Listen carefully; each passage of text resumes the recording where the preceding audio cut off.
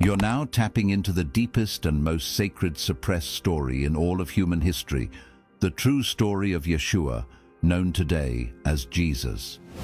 What we've been told about him is just the tip of the iceberg, censored, edited, and repackaged, not to liberate you, but to control you. Behind the religion and Renaissance art is a rebel, a spiritual revolutionary, a man so dangerous to the system they had to rewrite his identity completely. Let's uncover the real Yeshua, his origin, his mission, his teachings, his enemies, and his legacy. His real name was Yeshua, not Jesus. He likely wasn't born in Bethlehem, but in Galilee or Qumran, regions of spiritual outcasts.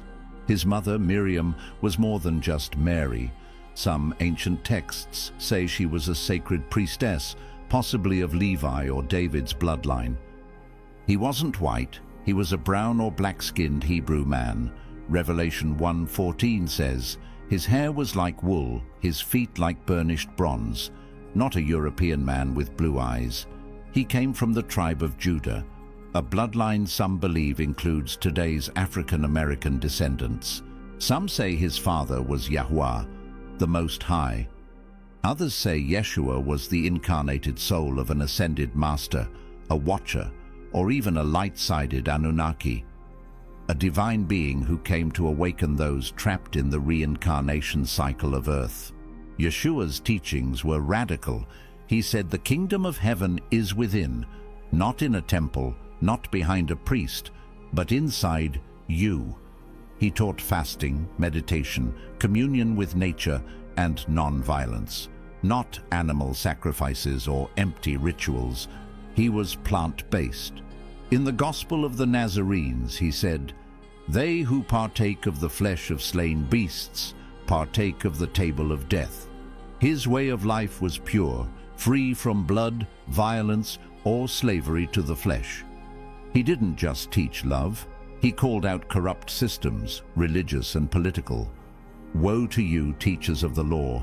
You shut the kingdom of heaven in people's faces." He flipped the money changers' tables and refused to pay tribute to Caesar.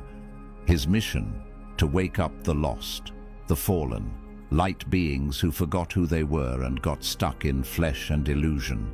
He came to break the matrix, to show them how to realign with Source and ascend. He wasn't killed for being peaceful. He was killed because he was a threat to the Roman Empire, to corrupt religion, and to the elite of the time. He exposed their lies, and they erased his truth. His allies, Mary Magdalene, not a prostitute, but his divine feminine counterpart, the Essenes, mystic Hebrews who studied secret scrolls, and a few disciples who truly understood him. Did he really die? Some say yes, crucified and resurrected. Others say no, that he faked his death and escaped east to India or Tibet. In Kashmir, locals still speak of a holy man from Israel who taught divine truths. Some believe his death was symbolic, a ritual to leave his body, activate light codes, and return in divine form. A resurrection of the light body to show the path for others to follow.